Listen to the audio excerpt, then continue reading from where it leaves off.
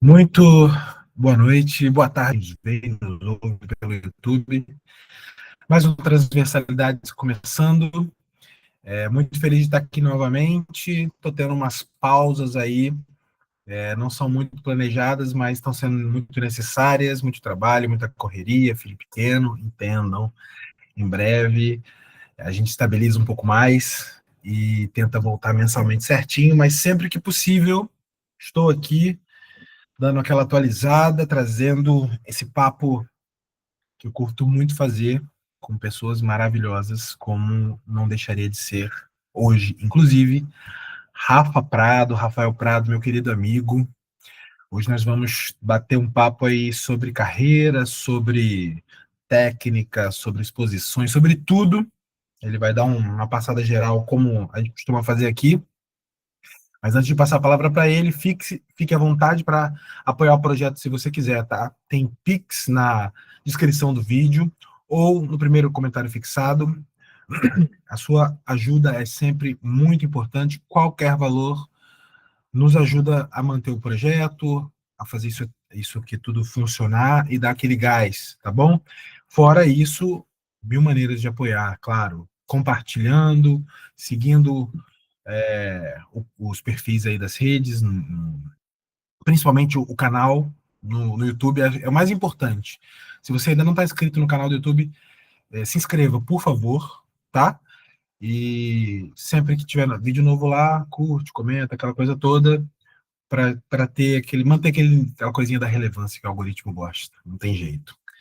Bom, sem mais delongas, Rafael Prado hoje com a gente aqui, meu querido amigo, pode ligar sua câmera e o seu microfone, por gentileza, seja muito bem-vindo.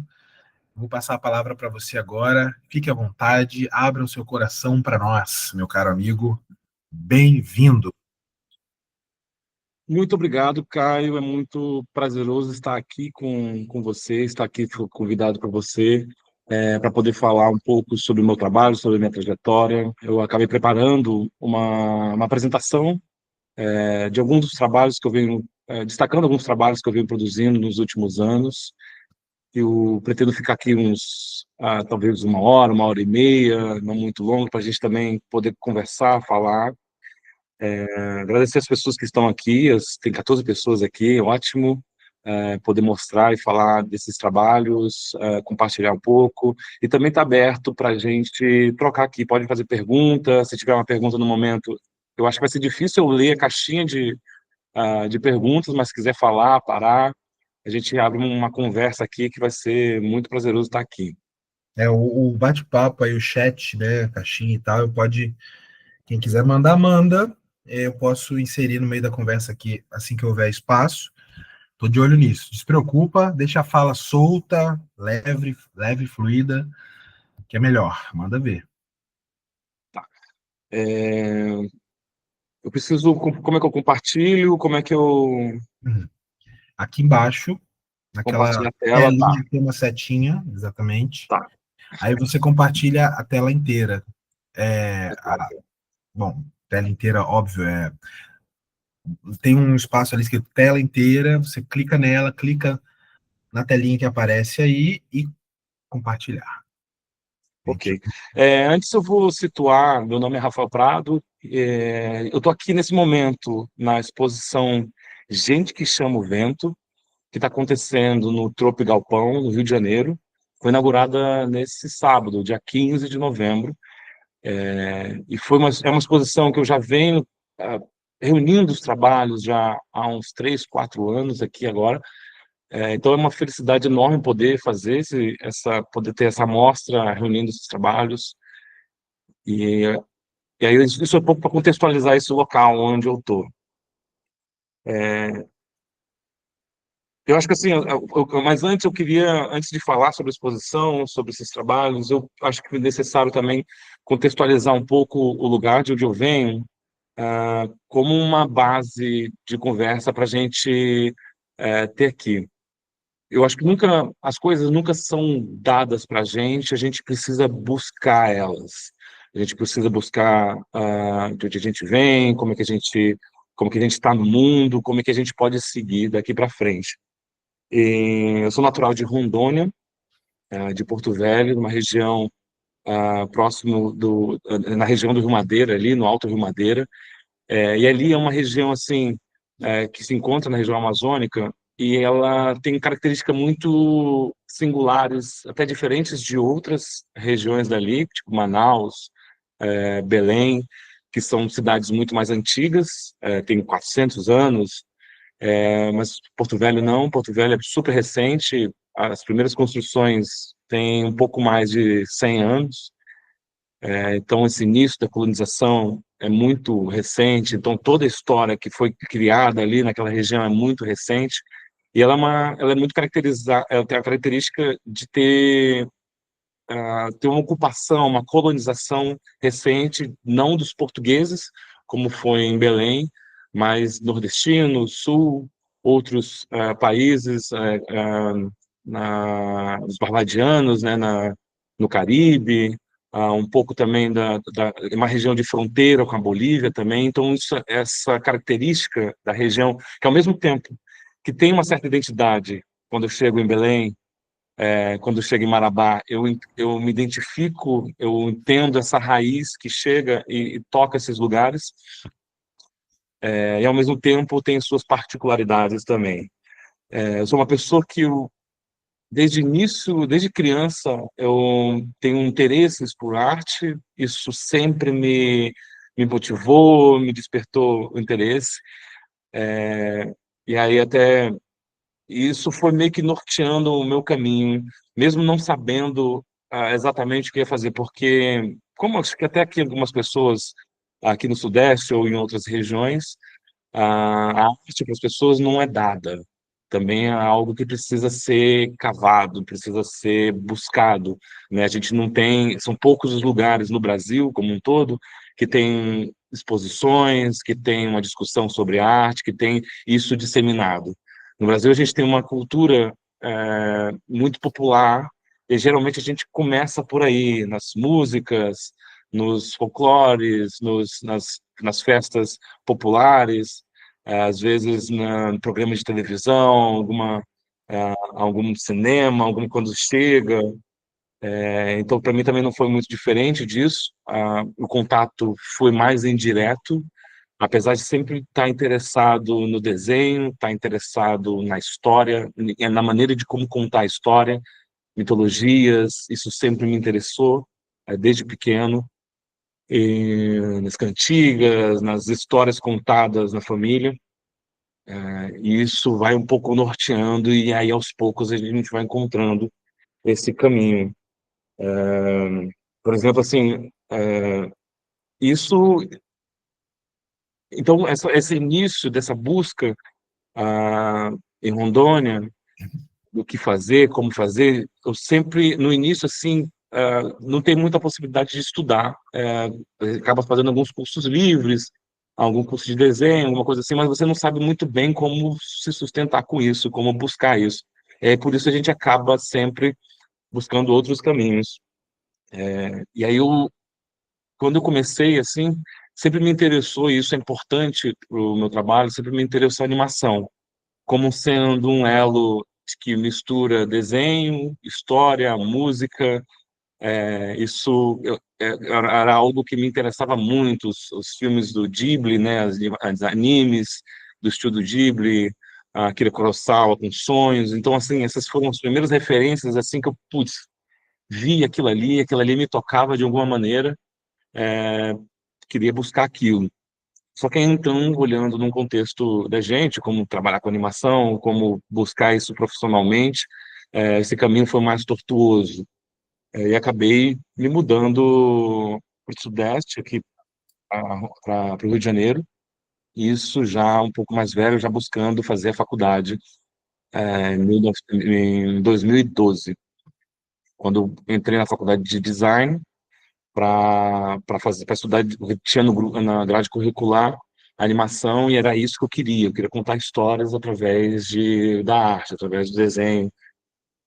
Isso e eu acho que também é importante quando a gente está, isso é algo que eu tenho também muita entendimento, que é contar as histórias que não foram contadas. E eu acho que isso também dá para jogar isso também para a história da arte. Se durante o Renascimento estava se contando histórias sobre a Mona Lisa, uma burguesa, era porque antes só se contava histórias das santas. Se durante o período realista se estava contando sobre o proletariado, sobre as questões sociais, era porque antes só se pintou os reis, rainhas e os grandes burgueses. Se hoje a gente tem as histórias, da década de 60 a gente tem as histórias femininas, era porque até então a gente só tinha a leitura de um olhar masculino. Se a gente tem uma foco muito de pinturas negras contadas sobre pessoas negras, era porque a gente só tinha pessoas brancas contando, indígenas contando suas próprias histórias, né? Então, uma certa tomar conta, tomar a rédea das nossas próprias histórias, né? Não deixar que os outros contem nossas histórias, nós mesmos contarmos as nossas histórias. E, e aí, nessa vinda para o Rio de Janeiro, há essa perda de laços com a região, esse desenraizamento. Então há uma crise um pouco identitária, é um período assim de muita, nesse início, quando eu vim para cá, para o Sudeste, é um período de muita experimentação, tentando e tateando e um monte de coisa, e aí acaba indo para caminhos, você não sabe muito bem por que você está indo para aquele caminho, mas de alguma forma tem algum sentido aquilo ali. E, e aí, assim, teve alguns momentos assim que eu precisei, algo tá tão perdido nesse período, no início assim de 2010, assim, nesse período de 2010, eu acabei meio voltando assim às origens, né? Tá, de onde que eu vim, de onde que eu sou, buscando algumas referências, tentando conhecer as histórias, a história mesmo que estava acontecendo na minha região, a história pessoal da minha família. Teve uma viagem muito importante que eu fiz no Ceará, a origem do meu pai, que era uma pessoa que cresceu e nasceu no sertão do Ceará, em Frecheirinha, e aí, ao fugir da seca na região, acabou indo para uma chamada pelo garimpo, para trabalhar no garimpo na Amazônia, e acabou trabalhando no interior de Rondônia com cassiterita. Então, esse trajeto, buscar de onde que foi, entender a casa onde ele nasceu, as ruínas que hoje ainda tem daquele lugar, essas histórias pessoais vão alimentando o nosso trabalho, essas vivências, essas descobertas, entendendo de onde que a gente está, de onde que a gente surge, vão alimentando a gente. E aí eu queria começar com uma primeira exposição que eu fiz, deixa eu tentar compartilhar com vocês a minha tela, compartilhar. Ah,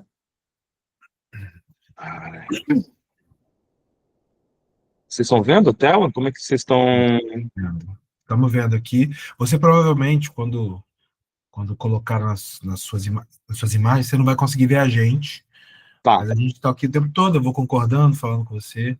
Só clica, por gentileza, nessa barra de baixo aí onde está ocultar, só para ela sumir para gente. Boa. Aí, E aí eu preparei um arquivo com algumas dos trabalhos que eu fiz, algumas das exposições, sempre baseando a maioria desses trabalhos não está baseado nessas exposições, que eu acho que contam um pouco dessa trajetória.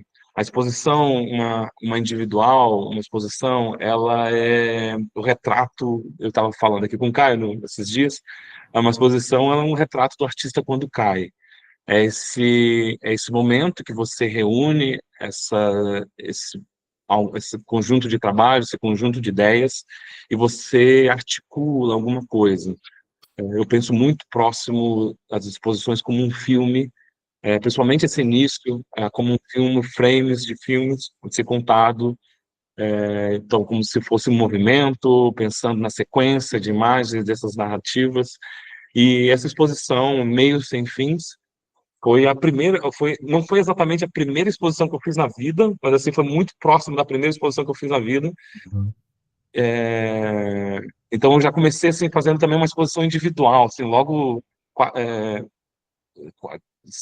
cinco anos depois de eu entrar na faculdade, já fazer uma exposição. No início, na época, eu sentia que já fazia muito tempo que eu estava trabalhando, ao mesmo tempo nunca tinha feito uma exposição, e aí de cara eu começo a ter uma responsabilidade de fazer uma exposição individual, pensar não nos trabalhos soltos individualmente, que era o que eu estava fazendo antes, abordando trabalho a trabalho, e pensar esse coletivo, essa ocupação dessa sala, e nessas telas que vão contando alguma coisa.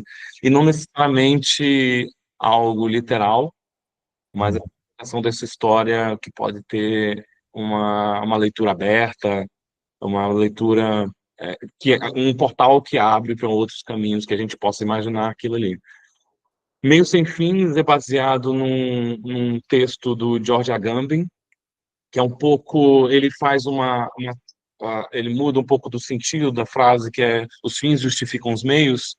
Então são esses meios que não têm fim, são esvaziados de fins, como se fosse um gesto pelo gesto, e isso jogado para uma questão mais política, isso jogado numa questão é, mais de um contexto de uma sociedade, isso coloca onde as coisas não, o objetivo das coisas não são tão claros, eles acabam sendo elas por elas mesmas. Então, eu vou pensando um pouco nesse contexto. A gente estava aqui em 2016, teve o golpe da Dilma em 2015. Isso também acho que é algo importante, porque também quando eu penso isso, outros trabalhos de arte, quando eu vou no museu, acho sempre importante pensar a obra que está ali, os elementos das obras que estão que fazem parte daquele contexto, o artista, o local de onde ele vem e um ano. Isso você consegue entender se é um artista americano, um artista africano, é um artista europeu, de que período que está, você entender um pouco o período que aquilo ali se encaixa. Então, essas coisas vão um pouco, mesmo que a gente não tenha um texto, não tenha uma chave de leitura para aquele, vão nos contextualizando aquilo ali dentro de um tempo, dentro de um espaço, dentro de um coletivo de pessoas. Rafael, Então, dá desculpa pra... interromper. Você me Oi? ouve? Você me ouve, né? Desculpa te interromper. Você consegue ainda dar 100% de tela cheia? Isso aí não está 100% para gente. Antes Ah, de tá, peraí. Isso. Vê se rola. Ah, modo tela cheia, talvez esse aqui. Aí, É perfeito. isso? Foi? Perfeito, perfeito. Isso. Então, esses trabalhos foram os primeiros, então, os trabalhos que eu comecei a pensar nesse conjunto de obras como um filme, e aí essas telas eram essas imagens individuais. Então, comecei a trazer elementos para falar sobre isso, numa exposição, às vezes o título vem depois, você vai pensando numa certas ideias e as ideias vão meio que se embaralhando. Isso aqui é uma tela relativamente grande, que tem esse sertanista. Isso aqui é baseado num frame de um vídeo que falava sobre Rondon, Marechal Rondon, que é uma pessoa importante que foi acabou um dos primeiros a entrar na região amazônica, e aquilo ali tem um trabalho meio contraditório, que ao mesmo tempo ele para a época tinha uma abordagem um pouco mais pacifista com os indígenas, mas ao mesmo tempo levou esses indígenas começaram a deixar de ser isolados, começou a se a ter um choque cultural, então tem um papel meio contraditório na história isso, com e aí junto com essa imagem, eles são muito esbranquiçados, né, nessa imagem que você não consegue identificar muito bem. E e a imagem dessa referência tem essa pessoa, essa figura andando, com essa figura alada atrás dele, e eles estão meio como fantasmagóricos, assim, tem uma fantasmagoria nesse, nessa imagem.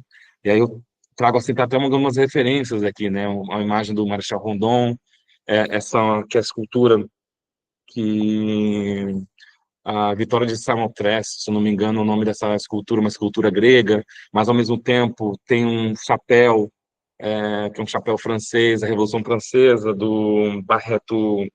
Como é que é o nome? Barreto. frígio. Então tem uma ideia de república, de conquista dessa região, de dominação, que é muito estranha, ao mesmo tempo essa figura muito fantasmagórica, para começar a pensar nesse espaço. E aí, junto ao lado, essa pintura também em cima, muito característica dessa igreja modernista, o nome desse quadro é Quando Éramos Modernos. Então, em cima tem essa igreja modernista, com esse ideal de Brasília, construída na década de 50, junto com... E é uma pintura comprida, na parte de baixo, essa pessoa que está numa posição ambígua, que você não sabe se está sendo colocada, se está sendo tirada dali. Ao mesmo tempo, as igrejas eram locais de cemitérios, também antigamente, né, eram onde as pessoas eram enterradas. Isso meio que eu vou contando essa história e juntando essas narrativas para contar sobre esse contexto. Esse aqui também é uma outra tela que estava nessa mesma exposição, que tem essas três figuras no primeiro plano, um cara sorrindo para duas mulheres, brancos, uma figura meio também fantasmagórica, meio transparente, que parece um fantoche, né? Não fantoche, não, é uma figura fantasiada de leão, que também parece ser um monstro. Ele não parece, não tem um diálogo com essas pessoas, né? Mas ele está ali como se fosse um demôniozinho em volta. Uhum. Então essa construção dessa narrativa, tem uns raiozinhos que são de mármores, mas parece que também dão um ar mais que tira de contexto essa pintura, né? Então, recebendo representantes da Disneylândia, também joga para algo muito real, assim, né? Um contexto muito da realidade, de um contexto de um soft power americano dentro de um contexto brasileiro. Então, essa mistura desse real com essas mitologias, com essas histórias, essas fantasias, isso me interessa assim desde o início, que eu vou tentando elaborar, eu vou tentando encontrar esse lugar para a gente encontrar uma linguagem nossa, brasileira. Como é que eu falo desse lugar aqui? Como é que eu posso... Quais são as histórias que precisam ser contadas aqui? Um pouco também da sala, exposição, meio sem fins. E Uhum. aí também, isso, 2016, essa marcha também fantasmagórica desses soldados andando. E aí, na pesquisa, pesquisando assim a origem da palavra carnaval, Carva-me Narvalis, e o nosso carnaval a gente sabe que tem uma origem grega, né? E ao mesmo tempo são dos barcos que vinham, é conhecido como Festa Carne, porque são os barcos que voltavam das guerras e começava uma festa ali, Carve Minervales, uma festa navio de carne, é um pouco isso. Mas isso aqui também é uma imagem, essa imagem ela é baseada numa representação de carnaval. Então, são carnavalescos, que é muito semelhante ao Carnaval do Sapucaí, do Rio de Janeiro, muito semelhante com essa passeata militar, né? Dessa relação, você vê a banda passando na sua frente e você vai observando aquilo. Então tem essa ambiguidade dessa imagem, que acaba se misturando, se é carnaval, se é militar, se é essa origem desse nome, com a nossa relação com o carnaval. E então esses contextos políticos estavam bem bem próximos, assim, bem tentando entender como articular isso que estava acontecendo no Brasil, o que a gente estava vivendo, as manifestações que teve de 2016, da Copa, a gente entrando num período de crise muito muito forte, né? As manifestações que estavam acontecendo. Então, você acaba pegando referências do atual, das coisas que estão acontecendo com algo histórico e juntando isso e vendo essa história sendo contada de novo, de outra maneira. Aqui tem muito essa mão desse policial que você não vê, com esse cachorro, que aqui a gente não coloca como policial, né? Mas esse cachorro fazendo uma proteção, um ataque, essa pessoa fugindo. e ao mesmo tempo tendo uma referência de uma postura, a referência física, né, dessa pintura do Masaccio, uma pintura gótica, Adão e Eva sendo expulso do Éden. Então tem tanto esse contexto histórico também, e acaba tendo essas citações da arte brasileira, da arte global, da arte e do tempo que a gente está vivendo. Ainda em 2020, comecei a desenvolver então, entrando nesse contexto, desse contraste que estava acontecendo essas manifestações. Eu fiquei muito pensando sobre o contexto da arte, como é que a arte entra como é que a arte pode fazer sentido dentro desse contexto que a gente estava vivendo, né? Então, ao mesmo tempo que a gente estava vendo coisas muito reais e muito brutais, que estavam perda de direitos de trabalhista, de perda de espaço no Congresso, e ao mesmo tempo essas pessoas comemorando Temer, com jantares estranhos, com comediantes imitando políticos, e ao mesmo tempo aquela coisa muito bizarra, e a gente numa exposição de arte. Então, eu acabo pensando nesse contexto, e essa pintura aqui, a parte de cima, ela é baseada num ritual indígena da época, aqui da para ver bem assim, do Theodore Brie, que quando os primeiros europeus vieram para cá, descobriram esses indígenas com rituais canibais. Comecei a pensar sobre isso, tá? Como é que eu posso contextualizar essa história num contexto de hoje? E essa imagem específica dos indígenas se vingando dos homens brancos, porque os homens brancos vieram para a América atrás de ouro, descobrindo esse ouro, e essa imagem coloca muito esses indígenas derrubando esse ouro derretido dentro da boca desses homens, né? E na pintura tem isso que parece que poderia ser uma janela para fora, com essas pessoas em voltas, ou uma pintura também dentro de uma vernissagem. Então também tem essa imagem ambígua que estava me interessando, ao mesmo tempo que essa história sendo contada de novo, dentro de uma exposição, dentro de um lugar, entre aspas, seguro, entre aspas, controlado, que é uma galeria, um museu, imagens pensando sobre essas imagens muito fortes, históricas, da gente, né? Aqui também é uma outra pintura, ainda pensando nesse contexto, Uhum. de cenas. E poderia ser essa parte de cima, minha avermelhada, também poderia ser uma pintura, como que a gente estava vendo. Aqui tinha muita, assim, eu ao longo da conversa aqui, para mim é muito importante também trazer as referências, né? Como eu estou trazendo aqui algumas referências à história da arte. Ah, Se possível para mim, eu estava pensando muito no Tiago Martins de Mello, né? Com aquelas pinturas muito fortes do Tiago Martins de Mello. Como é que eu posso, eu como pintor também de Rondônia, como é que eu posso colocar isso num outro contexto? Como é que eu posso falar disso de outra forma?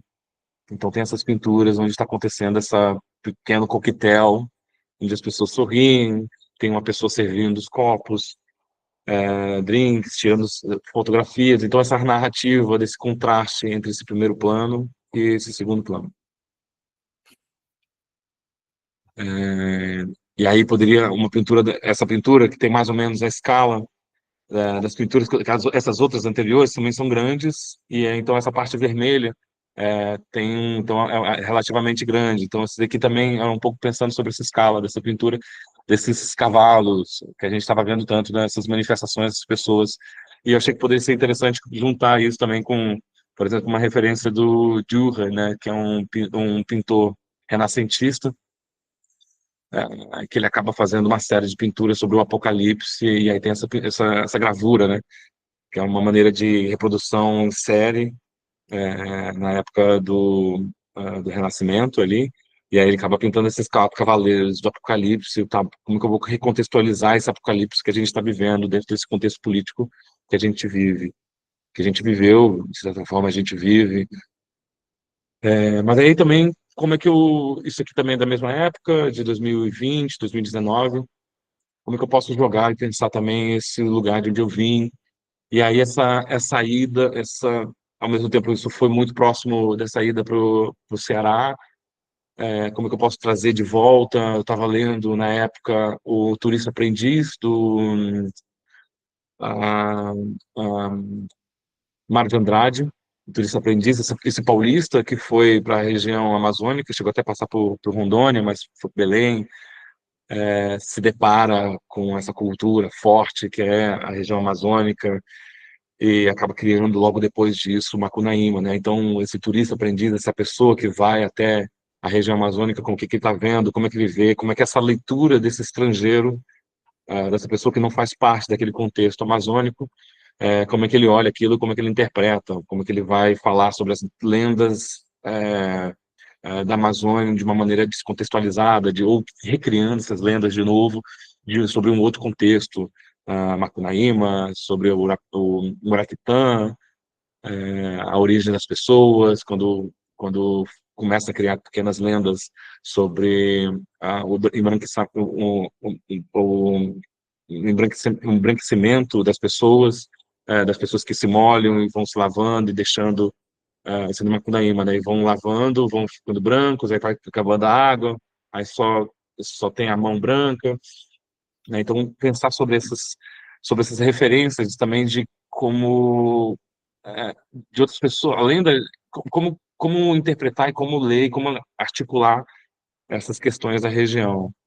E aí, por volta também disso aí, de 2018, 2019, numa visita ao MASP, eu vejo essa pintura especificamente, na verdade, um desenho pequeno, não tem mais do que 30 centímetros, talvez 20 centímetros, e eu me deparo com essa pintura que me chama muita atenção. Eu conheço um pouco esse contexto dessas pessoas cortando madeira para construir casa, e eu nunca tinha ouvido falar dessa pessoa, e aí eu descubro que é o artista Hélio Melo, é um artista do Acre.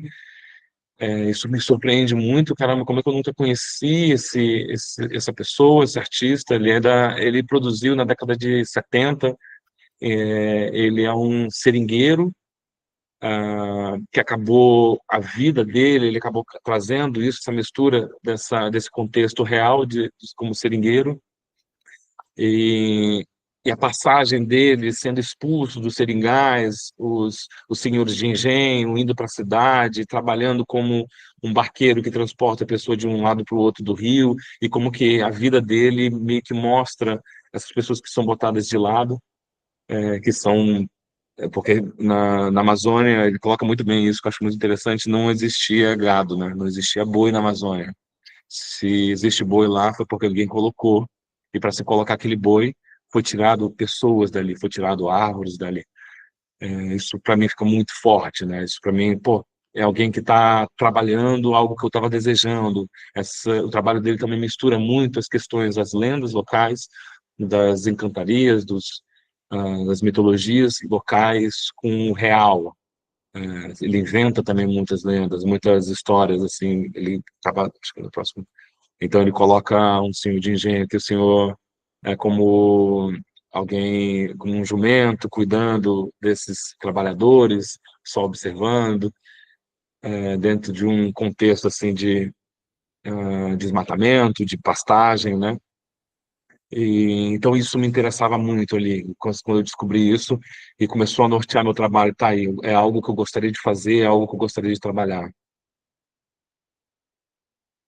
Em 2022, eu faço minha segunda exposição individual. A primeira foi em Teresópolis, essa aqui já foi em São Paulo. Foi na minha primeira galeria que eu tive, a Nós Galeria, que era uma galeria que abriu em 2021, ou seja, era uma galeria super recente, super experimental, e eu podia ter trazer trabalhos, experimentar com coisas. Então eu estava muito pensando como que eu posso contar dessa minha história, das pessoas de onde me trouxeram, dos meus antepassados, como é que eu posso contextualizar isso dentro de algo que seja também muito meu, ao mesmo tempo coletivo, como é que eu posso trazer isso? Aí pensando sobre essa história do meu pai, voltando, saindo do Ceará e indo para a região amazônica para trabalhar com garimpo, eu acho que assim, pô, eu comecei a pensar sobre, acho que era algo que poderia estar falar que não é tão falado e nesse caso explorado, Uhum. sobre essas histórias dos garimpo, que é algo muito forte na região amazônica, assim, em Porto Velho. É como, assim, como se fosse o tráfico aqui no Sudeste. Você sempre conhece alguém que está envolvido, alguém sabe alguma história que aconteceu. De certa maneira, todo mundo está, de uma certa maneira, envolvida com isso. E é um trabalho legal. Essas pessoas estão trabalhando ali buscando sustento, ao mesmo tempo acaba entrando em conflito porque estão muito marginalizados do Estado, então as coisas envolvem muito dinheiro, envolve muito ouro, então o Estado acaba não estando tão próximo desse controle e as coisas são resolvidas como um faroeste, então as coisas são resolvidas ali mesmo, pelo dinheiro, pela essa distância. E pensar nisso dentro de um contexto também mais brasileiro, dentro de um contexto de Minas Gerais, né, como um país que surgiu, cresceu com Minas também, com ouro vindo para a Europa, então toda essa colonização, esse país que foi ocupado pelo ouro e aqui agora a gente num contexto também onde o ouro continua sendo esse mote, né? A Amazônia como essa busca desse ouro. A Vale continua como uma empresa autorizada ao fazer o garimpo da região, o garimpo ilegal também na região de pessoas menores, não uma empresa ah, nacional, não uma empresa internacional agindo, de gente. Isso envolve também grandes políticos, grandes empresários, pequenos trabalhadores, indígenas, ribeirinhos. Então é um contexto assim, muito forte para a região, que faz parte assim um pouco da história da minha família e que eu achei que precisava ser olhado, precisava ser contado. Aqui a gente está num contexto de um político que está incentivando o garimpo também na região, e aí eles se tornaram, os garimpeiros se tornaram autorizados a fazer isso. Aumentou muito. Vi notícias na época sobre isso. E nos trabalhos, deixa eu falar do título, o título da exposição está sendo muito rápido, como é que está dando para entender? Não, não, tô tranquilo, tá tranquilo. Tá. É, o título é baseado num texto, num livro do Milton Ratum, Órfãos do Eldorado, que fala mistura, né, essa lenda do Eldorado, que é dessa cidade no meio da floresta, que onde ela é toda revertida por ouro, e aí essa busca de forasteiros, de tentando encontrar, então isso criou uma certa lenda em volta disso, né? Na obra do Milton Ratum, ele relaciona isso com os seringueiros, esse ouro branco que era da região, que enriqueceu muita gente. Então, enfim, se tem um herdeiro desse ouro e a questão do seringal na região amazônica, que rapidamente ela vira um grande ouro branco na Amazônia e rapidamente entra em declínio. Isso faz muito parte da região de Porto Velho, especificamente também, esse declínio. A gente pega bem um declínio dessa desejo de se tornar moderno, desse desejo de progresso. Órfãos do Eldorado são as pessoas que foram deixadas órfãos dessa lenda, né? Então é um pouco esse contexto. Aqui eu não estou falando de um garimpo de uma empresa nacional, e sim dessas pessoas que entram, desses forasteiros que entram na região e acabam lidando muito individualmente com esse contexto. Nos trabalhos, então, trazendo esses trabalhos dessas pessoas altamente armadas, né,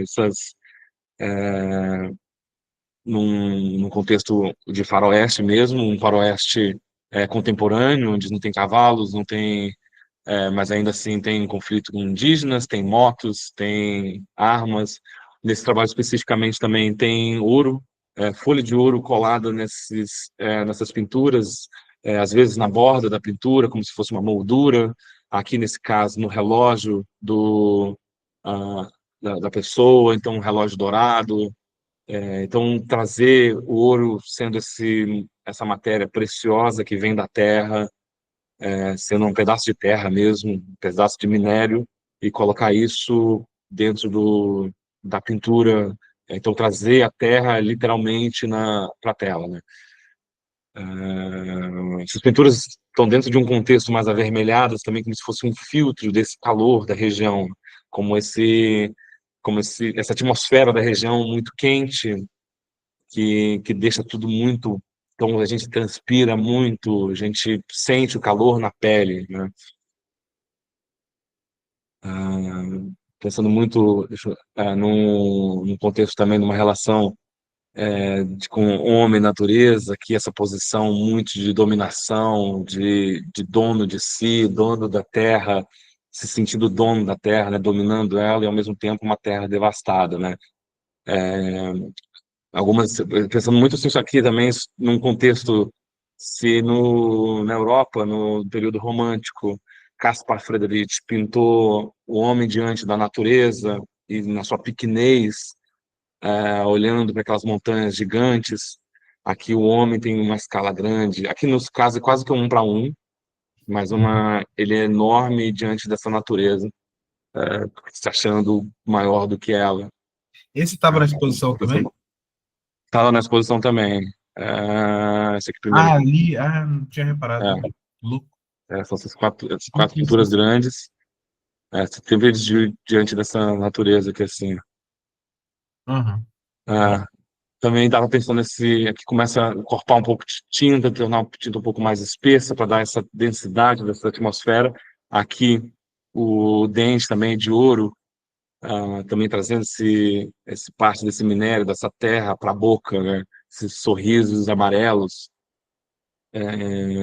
Mas ao mesmo tempo, dentro de um contexto de garimpo, o ouro no dente é uma forma de reserva de dinheiro, né? São pessoas pobres que acabam tirando o dente para colocar dente de ouro, como uma reserva de aposentadoria, de você garantir algum sustento, desse contexto, né?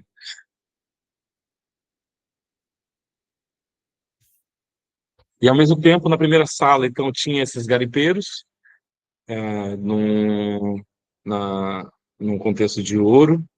E na segunda sala há alguma citação um pouco mais próxima com a autofagia, antropofagia, não, com assim, uma citação à antropofagia de 1922, dos modernistas brasileiros, mas aqui eu coloco, mudando um pouco o termo dentro desse contexto, colocando uma autofagia.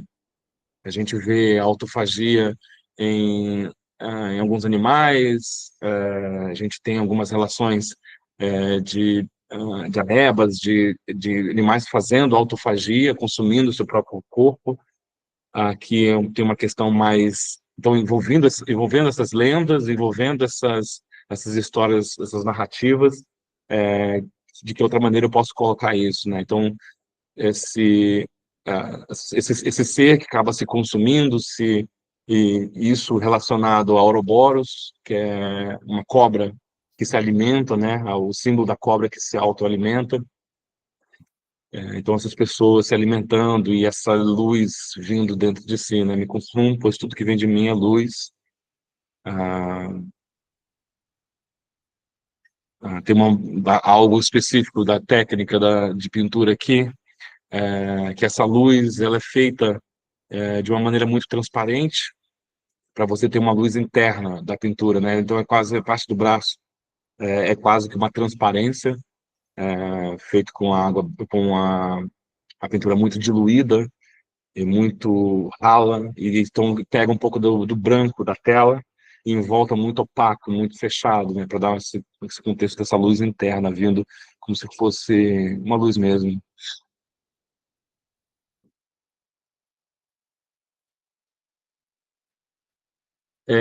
Ainda dentro da exposição tinha esse vídeo, Eu sempre faço experimentações, o meu trabalho é muito sobre pintura, pensando a pintura, mas acabo fazendo algumas experimentações em outras áreas, esculturas, desenhos, nesse caso aqui é vídeo, tem alguns trabalhos nesse sentido.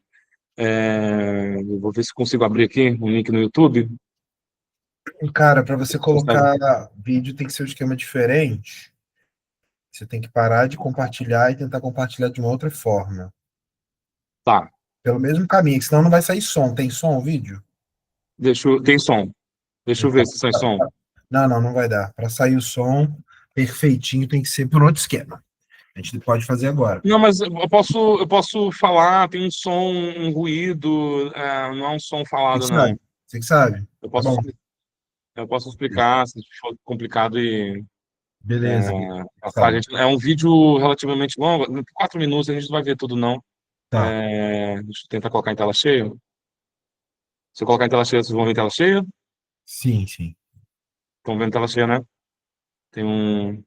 Diminui essa caixinha aí, isso aí. Bota ela para algum cantinho aí pra gente ver. É um.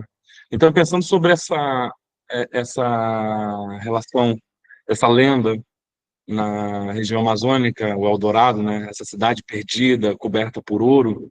Aí na lenda conta que ela nasce em uma das vertentes um dos braços do rio Amazonas, enquanto cidade perdida.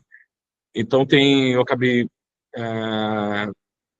se essa cidade existisse, Porto Velho fica no um dos braços do rio Amazonas, então se a, a cidade de Eldorado fosse essa se fosse Porto Velho, né? Então, o início do vídeo, essa pessoa entrando na mata fechada e caminhando, tem um som que foi produzido quase como se fossem os barulhos de flauta meio distorcidas. Eu posso disponibilizar também depois o vídeo, está no YouTube, no meu canal. No meu canal pode encontrar pelo YouTube, com o meu Uhum. nome. Aí então, tem essa pessoa andando no meio da mata, começando a encontrar pequenas construções. E aí aí ele andando, essa pessoa andando, começa a encontrar pequenas construções e, e eu acabo usando um efeito para transformar tudo que é construção em dourado, como se estivesse filmando essa cidade, como se estivesse encontrando essa cidade dourada Uhum. no meio da Amazônia, sendo a cidade de Porto Velho. É um vídeo onde tem as pessoas passando, onde tem um contexto todo nessa superfície dourada, como se fosse ouro, mas ao mesmo tempo ela falha. Então, o tratamento parece muito essa mistura dessas lendas. Vocês estão ouvindo? Tem uns áudios aparecendo agora, vocês não estão ouvindo, né? Não, o áudio não aparece pra Ah, gente no esquema. mas tudo bem, um pouco do áudio local, do comércio, as pessoas andando. E aí, então, às vezes, essa imagem falha também, como se fosse muito essa lenda que às vezes você não encontra, essa cidade perdida, um pouco, ah, nesse contexto. Caminhões, é muito uma filmagem da cidade de Porto Velho, esses prédios pequenos, uma cidade muito plana, mas uma das, como município, um dos maiores municípios do país e um dos únicos a fazer fronteira fora do Rio, né, com essa cidade funcionando, toda revestida no ouro. Isso também estava na exposição Alfonso de Eldorado, nos urubus, do mercado municipal de lá. Depois o vídeo termina com essa saindo dessa mata, dessa cidade, voltando para a mata. Uhum.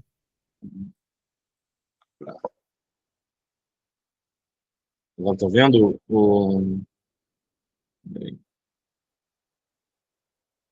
Estou vendo a minha tela agora? Sim, sim. Tá. Então, eu acabei continuando essa pintura que não estava especificamente na exposição, mas eu fiz algumas outras telas ainda nesse assunto, esses garimpeiros, e não especificamente eles como indivíduos, mas eles dentro de um contexto. Aqui essa parte amarelada também é folha de ouro, né, que é um garimpo muito de cerqueira, que é um garimpo, aqui no caso não é um garimpo de rio, é um garimpo de mata, onde jogam, tirando a terra, desmatando, tirando a terra e jogando essa água misturada com essa terra em cima de um filtro para pegar esse ouro, né? Então, essa água, toda essa poça de pequeno riacho que é feito com um galão de, de gasolina para puxar essa água de um rio distante, para tentar cavar essa terra e encontrar esse ouro debaixo da terra. Uhum. Há aqui algumas referências de pinturas que também estava muito pensando nisso, nessa questão histórica do Brasil, do garimpo em Minas Gerais, como é que era feito, como é que era, nesse caso, quase como se fosse uma fotografia para mostrar como é que é o garimpo nas Américas. E aí também as pinturas começam a ganhar mais corpo, mais densidade, trazendo um pouco dessa atmosfera do local, ainda com pinturas muito quentes e um pouco mais pesadas de tinta, que começa a experimentar aqui, mais ou menos esse fio, esse pequeno riacho artificial para drenar o ouro. E foi curioso que a gente, como artista, a gente vai encontrando, a gente vai tateando algumas coisas, o caminho, e a gente vai se escorando em algumas confirmações, e ao mesmo tempo, lá em São Paulo, eu estava abrindo uma exposição sobre essa questão do garimpo no, em São Paulo, né? O Zerbini estava bem abrindo no máximo, quase que assim, tipo, na mesma semana, ele abrindo essa exposição, também que tocou algumas questões do garimpo, ah, e é também um garimpo de terra, onde está aqui no caso é uma pintura dourada, desse chão. Então, tem algumas confirmações assim, meio que se então lidando dentro dessa mesma questão, então isso faz sentido, falar disso, não estou viajando, esse contexto todo, sabe? Aqui foi na primeira Bienal das Amazônias, com alguns desses trabalhos que estavam lá na exposição, do Alfonso Eldorado, trazendo também desse contexto. E foi muito curioso fazer parte dessa exposição, porque era uma exposição com a maioria dos artistas, quase todos são de lá, então pensam um contexto de lá, tem uma outra leitura que é diferente de pessoas de fora que estão indo visitar e ver esse contexto com um olhar muito jornalístico, muito distante. Muito importante assim, para mim participar disso e ver outras pessoas pensando de uma forma muito semelhante, né? Porque acaba que a Amazônia é uma região muito grande, continental, então as comunicações entre as cidades é sempre muito difícil, assim, você tem que é um esforço. É diferente quando a gente está aqui no Sudeste, Rio, São Paulo, Minas, Curitiba, Salvador, tudo muito próximo, assim, né? Tudo muito, esse país continental, as coisas se comunicam assim, de uma forma muito próxima. Ali tem uma comunicação quase que pelo vento, quase que pelas raízes, assim, de alguma forma a gente comunica, tem diferentes Amazônias dentro daquela região, mas assim tem algumas conversas.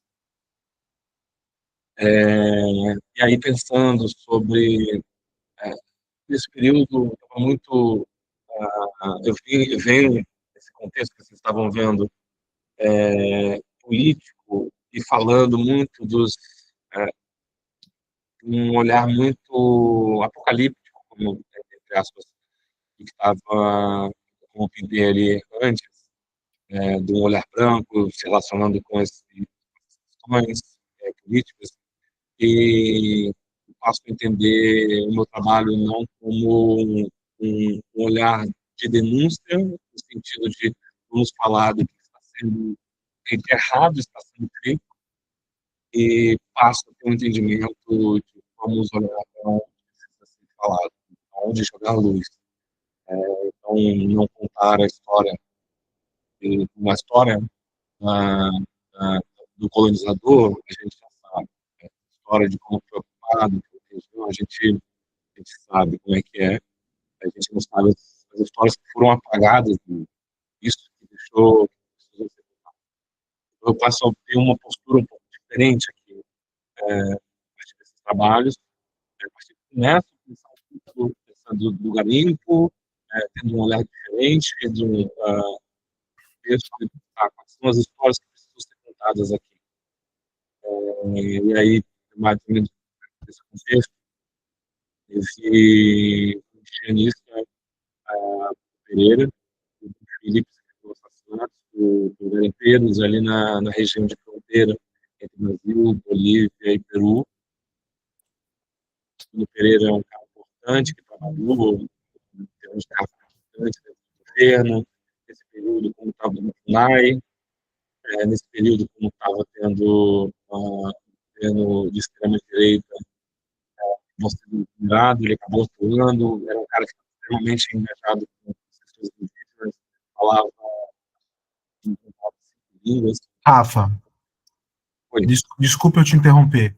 Nós Claro, estamos tendo um probleminha com áudio, que eu acho que pode ter sido que ele piorou depois que você abriu aquele vídeo. Eu vou pedir para você tanto fechar a janela do vídeo, quanto parar de compartilhar a tela e compartilhar novamente, para a gente ver se dá uma melhorada nisso. Eu tô vendo que ele tá ficando mais fraquinho, pensei que fosse só para mim, alguém já me sinalizou aqui. mantendo aquela Parar a coisa, apresentação. apresentação, parar a apresentação. Isso. Tá.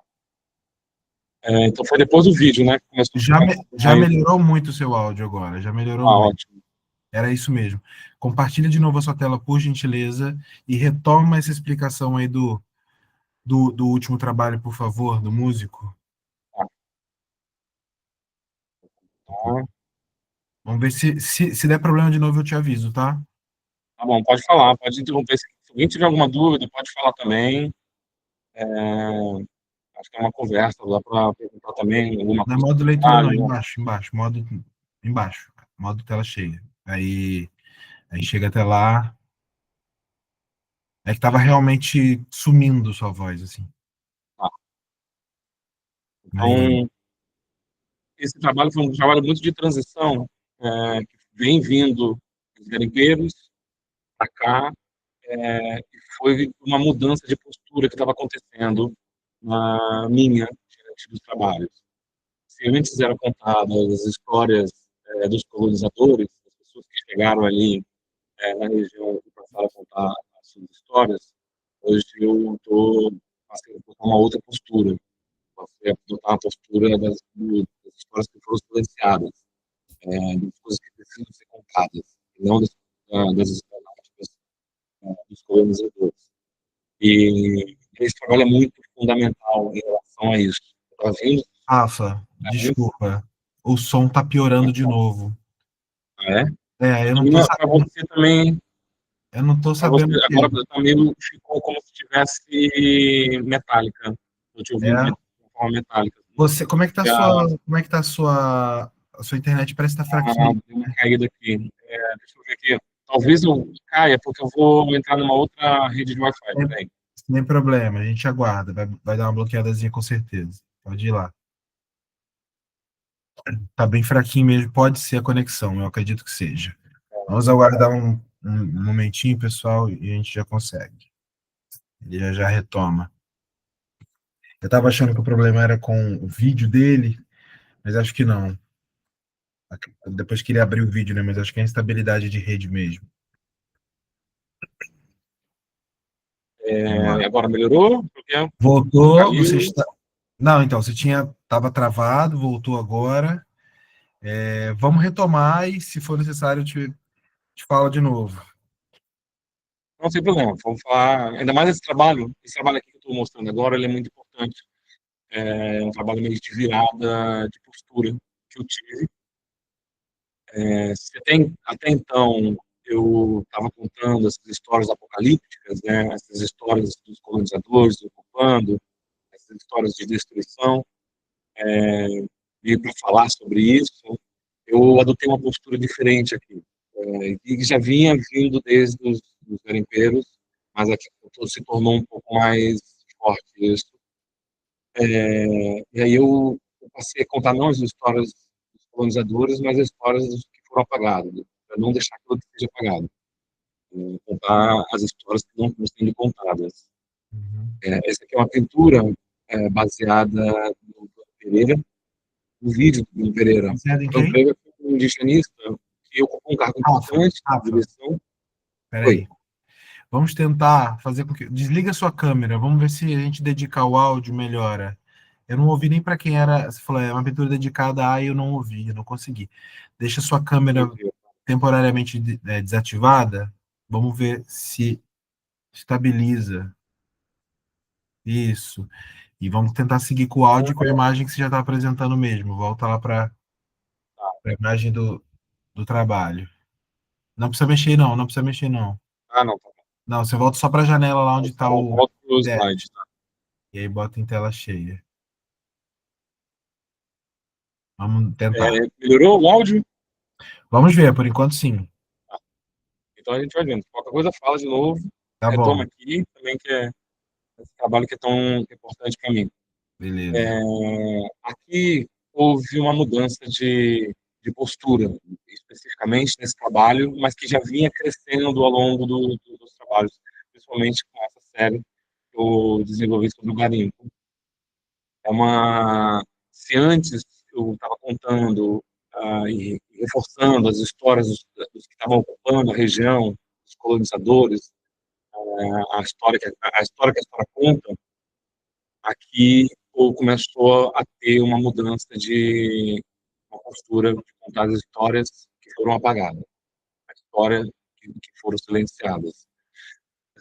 Essa pintura especificamente é uma pintura baseada num vídeo do indigenista Bruno Pereira. Ele foi uma pessoa que foi importante, assim, com um cargo importante da FUNAI, de direção da FUNAI, e durante o governo de extrema-direita, ele acabou sendo exonerado, e um cara importante que mas continuou atuando no seu trabalho. É uma pessoa extremamente ligada à luta indígena, é uma pessoa que falava 5 línguas, se não me engano, ele falava umas 5 línguas indígenas, e então, tinha um papel muito atuante. Teve um assassinato dele e do jornalista Dom Phillips, o Pereira Dom Phillips, numa fronteira entre Brasil, Peru e Colômbia. É uma região de muito tráfico de droga, muito garimpo, tráfico de animais, principalmente peixes, onças, pássaros.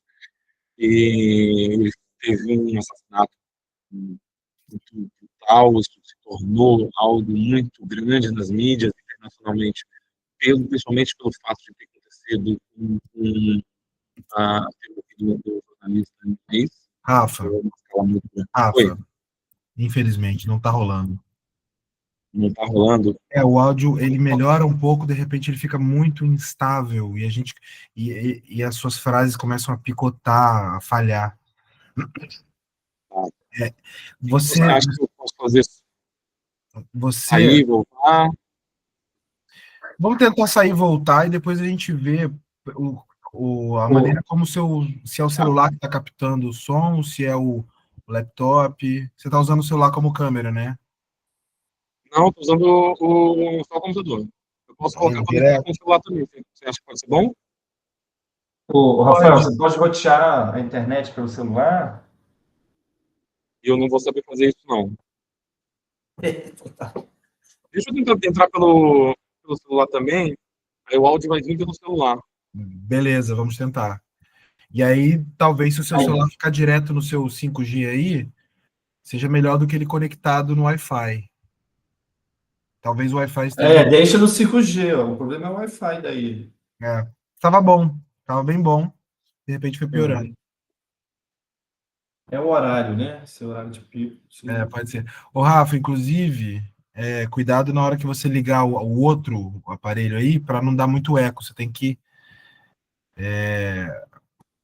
tirar o som do laptop aí para captar, Tá. senão vai começar a dar muito eco. Estão me ouvindo bem agora? Muito bem. Tá, agora está no celular. O áudio está vindo do celular e eu vou continuar compartilhando Boa. e Boa. a tela. Boa. Perfeito. Agora melhorou bastante. Muita coisa, né? Acho que vamos conseguir. Tela cheia. Foi? É bom que agora eu consigo ver vocês também por aqui. Tô podendo Exatamente. ver o rostinho de vocês. Não tô aqui falando sozinho dentro da sala, da exposição. Bom demais. Tá? Tá dando só um pequeno eco aí no fundinho, um pouquinho só, quase zero, mas tá dando. Eu acho que. Para onde tá saindo o meu som? Você tá me ouvindo por onde? Pode ser, porque tá em cima de um negócio metálico aqui. Deixa eu ver. Melhorou? Vê se melhorou agora. Agora tá chique no último. Então eu vou retomar nessa pintura. Por favor. O que pegaram, o que não pegaram. E ela não é uma pintura. Rapaz, ficou ruim o som de novo. Acredito. Não, peraí, volta para onde tá. Você botou num lugar aí que de repente ficou numa lata. Aí. Melhorou? É isso, fica assim, não mexe mais. Não vou mexer mais em nada agora. Isso, vai, segue. Então mas não sei o que vocês pegaram, o que não pegaram nessa. Pouco, você tava falando do músico, eu até agora não entendi o nome dele, desse personagem. Tá bom. Então eu vou retomar desde o início disso aqui. Pode ir, claro.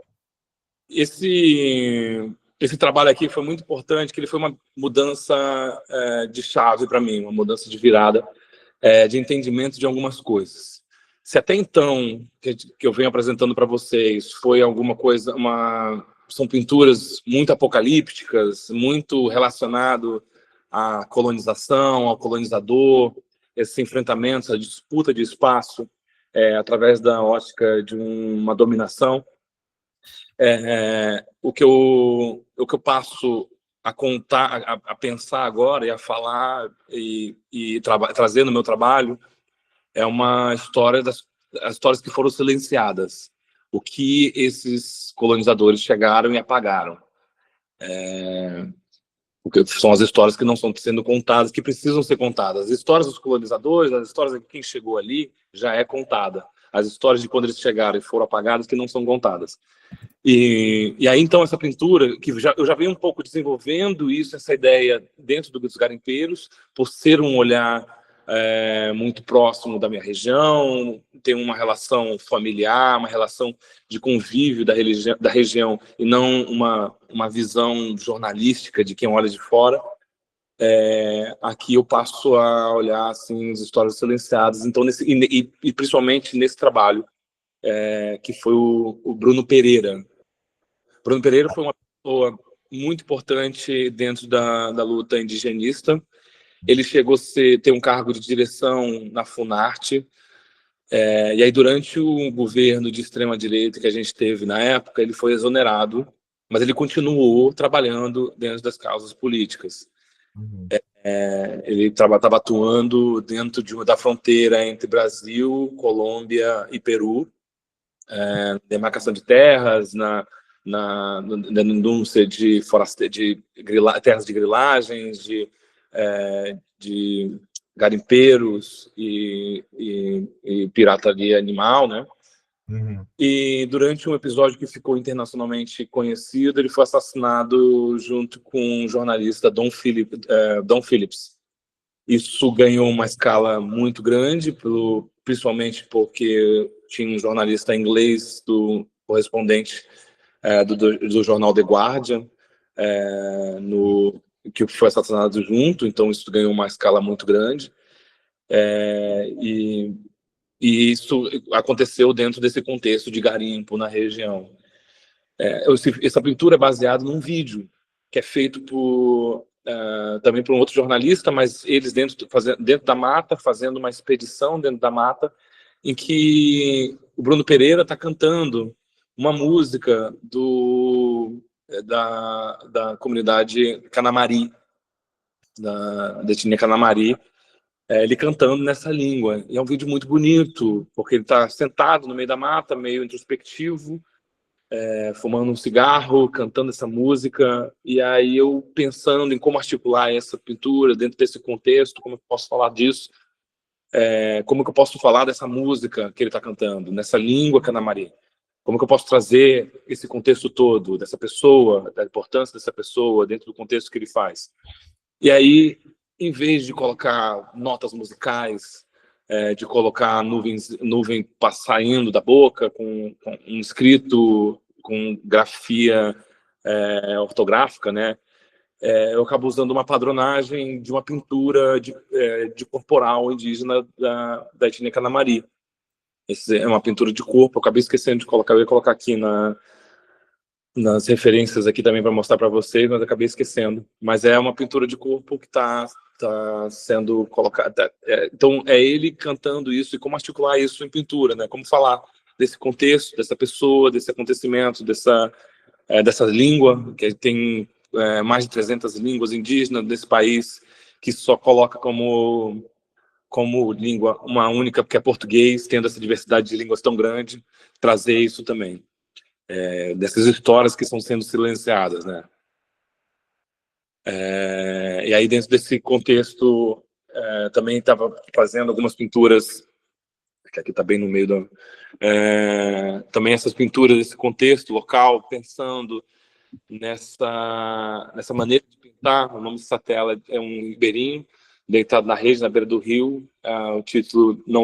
tá, rapidinho. Anterior, Cantando Apesar da Escuridão, é um título, é uma parte de um poema do poeta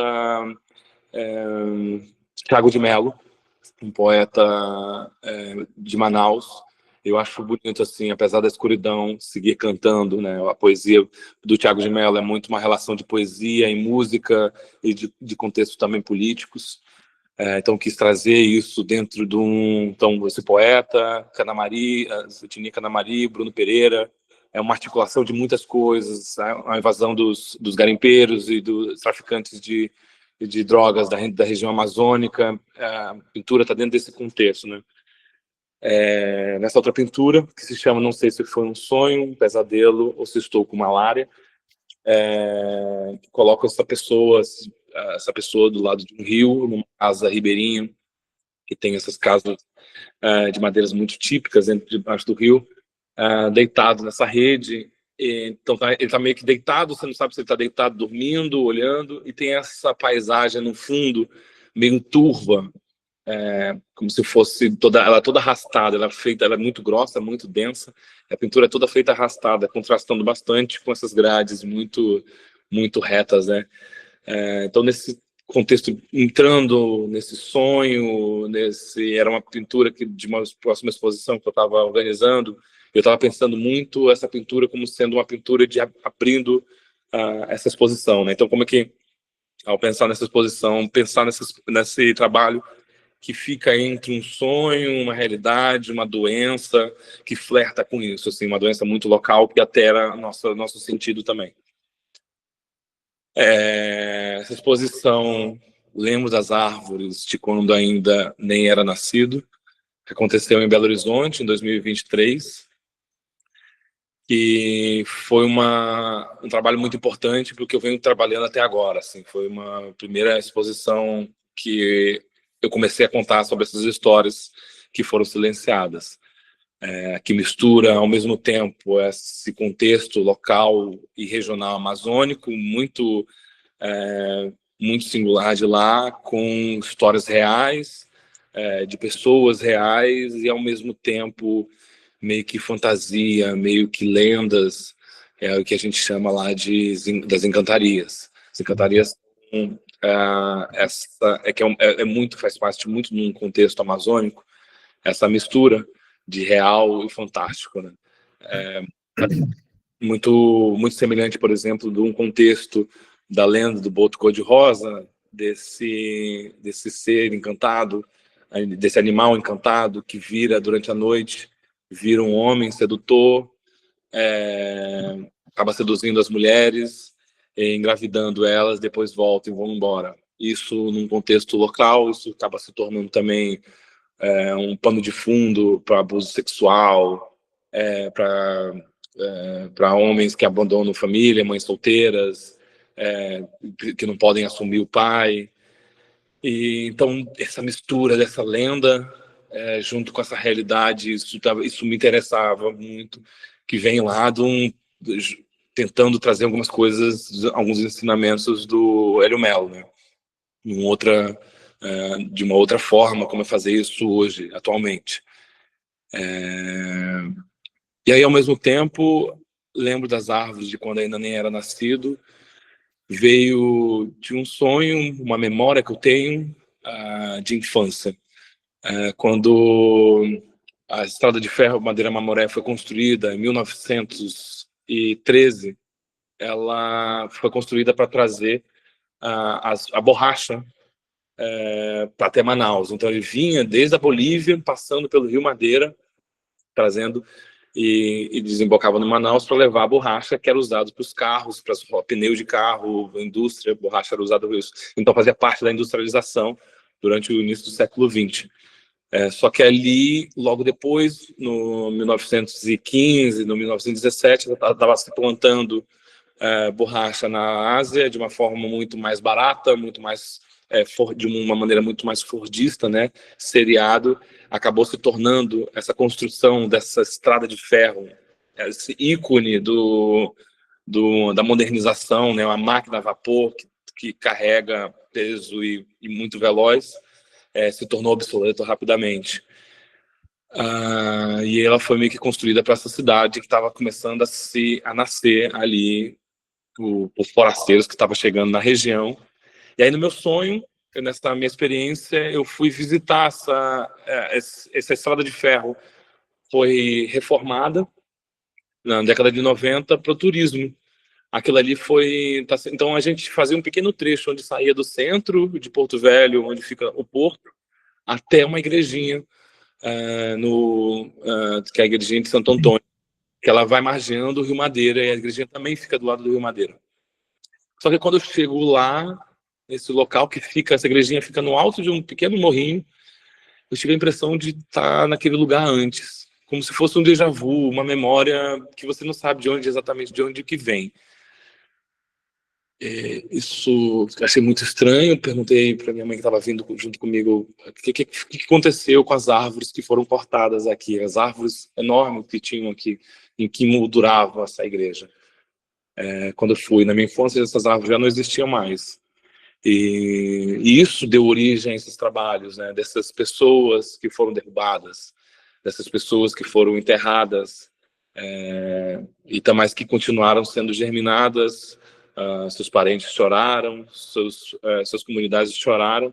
Ali, nesse local onde elas foram enterradas, nasce uma árvore que continua protegendo, de uma certa maneira, uma série de trabalhos que eu chamo povos amazônicos não morrem, viram semente, em que eu trago esses ativistas enterrados e nasce como um renascimento em forma de árvores, em formas de árvores que dão frutos, árvores que alimentam, né?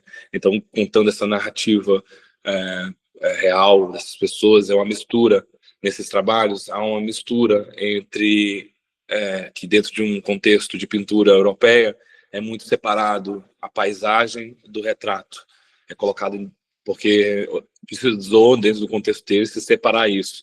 E a gente, no nosso contexto, e eu coloco também no contexto brasileiro, isso é muito próximo. Os rios são parentes, as árvores são parentes, os animais são parentes. O nosso mar aqui no nosso litoral, diferente da Europa, a gente observa o mar, a gente observa a montanha, né? Um Caspar Friedrich, ele observa a montanha e ele se admira com aquilo. A gente não, a gente ou está dentro ou a gente não faz parte daquilo. O mar faz parte da gente, né? Isso é muito contexto brasileiro, né? A gente está entranhado, né? A gente não consegue diferenciar um do outro. Então, esses trabalhos estão muito próximos disso, né? Essa mistura dessas encantarias, dessa metamorfose de pessoas, árvores, natureza.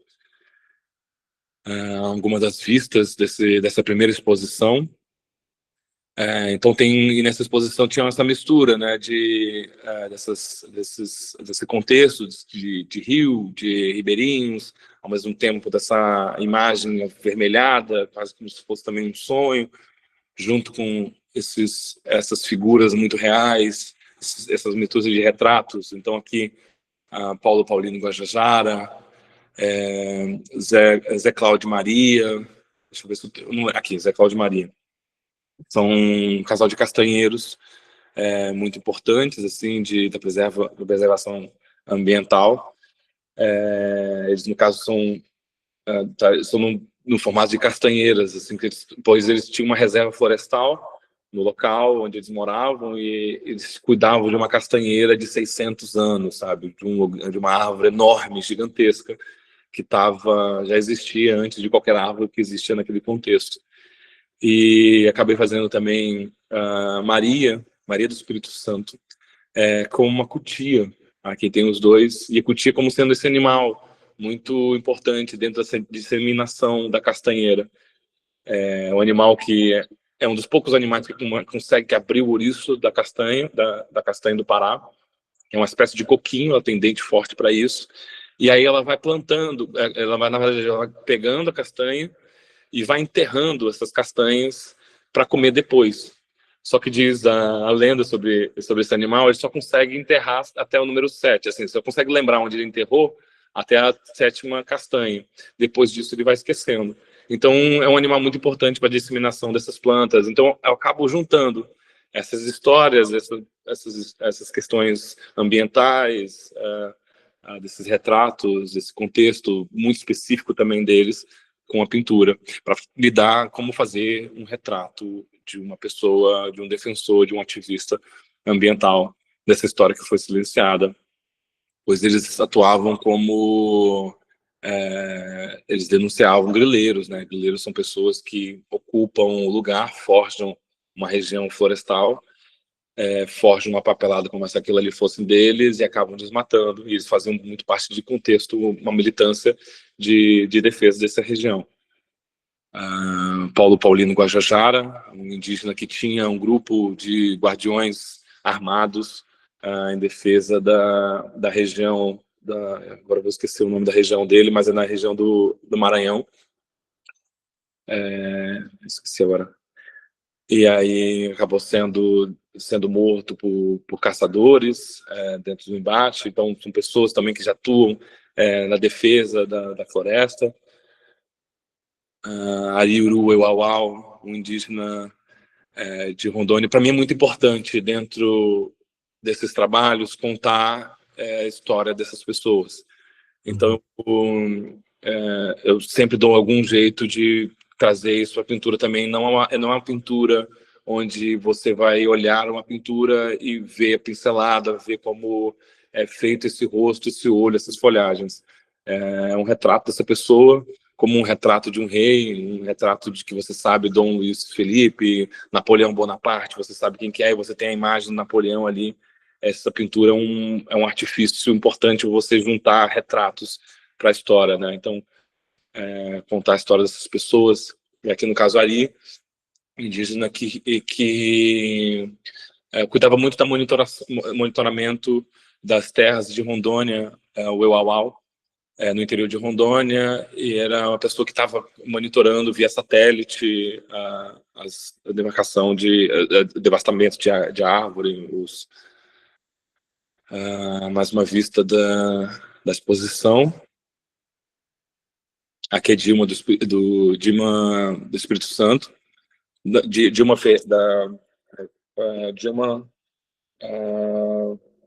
esqueci o sobrenome dela. Tá bem aqui, Dilma.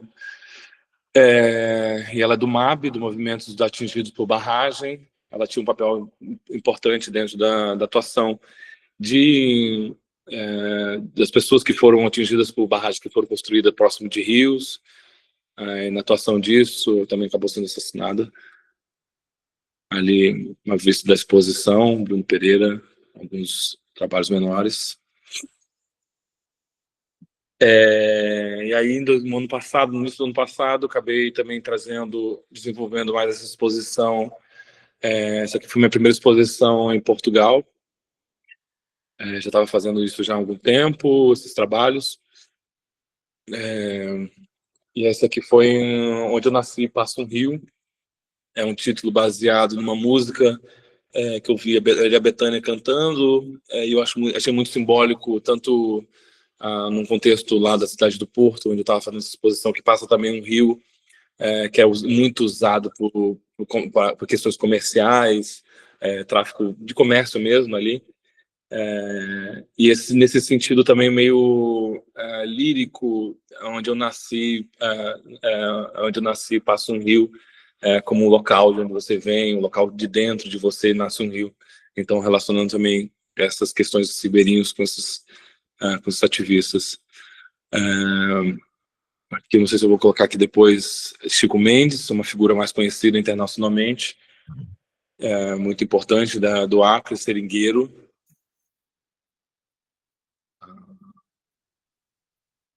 Isso aqui também esse rio escuro, dessa imagem também, parece uma Vitória de Samothrace também, dessa figura meio que alada, voando. O nome dessa pintura é voadeira, que é o nome desses barcos que a gente usa na região amazônica, que tem um casco muito raso, e aí consegue navegar facilmente dentro desses rios cheios de madeira, mas dentro dessa aura meio chuvosa, meio cinza, desse rio escuro.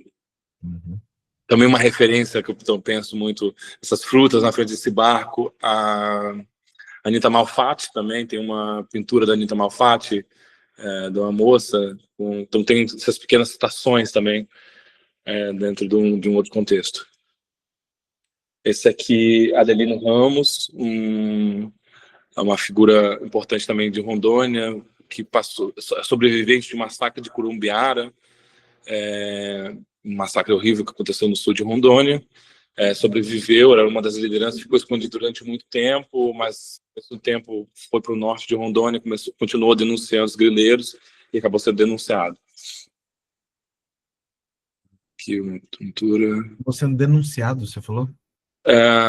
Ele denunciava também os grileiros que estavam tirando, estava tendo principalmente na ligação entre Porto Velho e Acre, tem uma região também de terra ali que os grileiros estão se apropriando muito.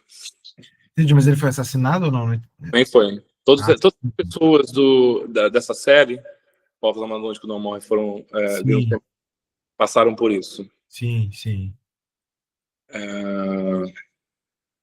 Uma outra pintura que também estava nessa exposição. Essa anterior lembra aquela do Gustavo Caillebotte, né? Tem bem Qual? esse Gustavo Caillebotte. Sabe Não qual é? Não. Tem exatamente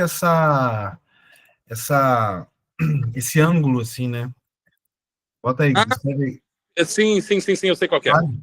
Sim, sei, sim. Isso. Porque é exatamente essa a visão de quem da pintura mesmo ali, né? O ângulo e tal, quem tá no barco. Sim, exato. Esse aqui é um batismo, até pode relacionar muito com o seu trabalho, Caio. Esse aqui é um batismo que está sendo, que é a questão da religião chegando na Amazônia, os crentes ocupando um local onde as igrejas não chegam, e aí fazendo esse batismo, relacionando com o rio, isso estando... Então tem uma mistura também, um sincretismo, onde também envolve as questões locais, ao mesmo tempo uma disputa de espaço com as crenças locais, com as crenças novas. Então tem um pouco também disso nessa exposição. Uhum.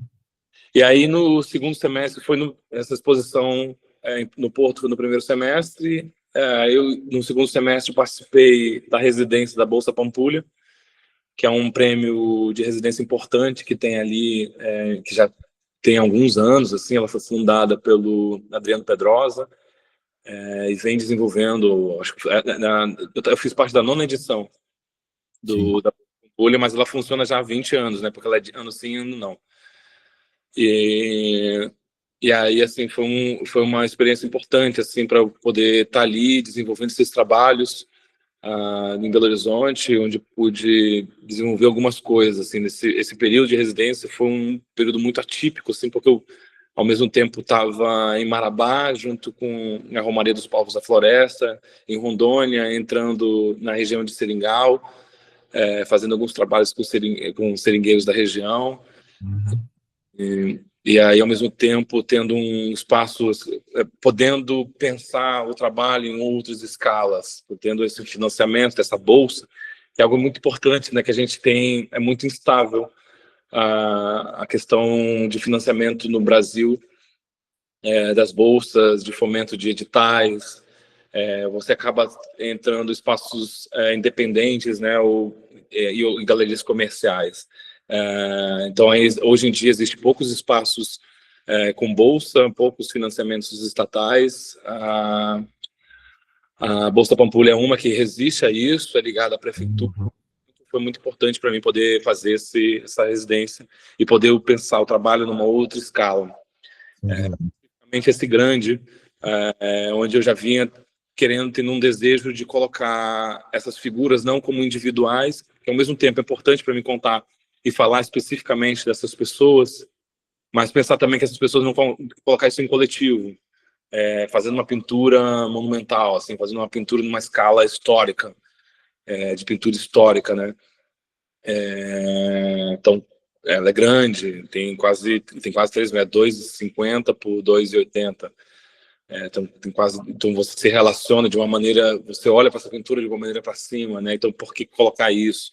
A relação desse barquinho pequeno que torna tudo isso monumental também. Então tem a experiência do observador junto com o que está olhando para cima, essas figuras grandes, né? Porque o que chama atenção primeiro são esses rostos em cima, e depois você vê um detalhe de um barco nadando ali como se fosse um sonho também, como se fosse uma lenda dessa figura. Que é isso aqui também, que é uma pintura do Mendes. Emílio Anjumpi, um cacique de Roraima. Adelino Ramos. Isso tudo eu produzi também dentro dessa residência.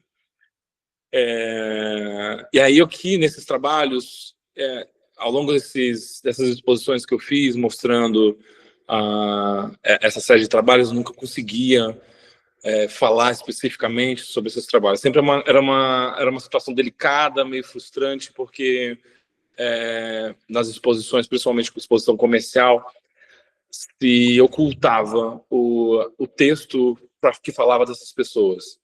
E eu estava lendo isso com um novo apagamento. Peraí, vamos olhar só para a pintura e esquecer essa história desse retrato, dessa pessoa que está sendo pintada aqui. E para mim é muito importante ter o texto dessas pinturas, e eu tentei resolver isso de algumas maneiras. Eu tentei colocar legenda ao lado, tentei fazer áudios em podcasts para você ouvir as histórias dessas pessoas enquanto você escuta. E aí aqui nessa residência eu passei a colocar, e tendo essa dificuldade de colocar isso na exposição, vou colocar então o texto na pintura, tendo uma abordagem também muito política, para não ter, essa história precisa ser contada, isso aqui não vai acontecer um novo silenciamento. Ao mesmo tempo, também faz parte de um contexto histórico de pinturas de santo, barroco, né? Quando você conta algum milagre, você tem embaixo, no rodapé dessas pinturas, agora me fugiu o nome desse tipo de pintura.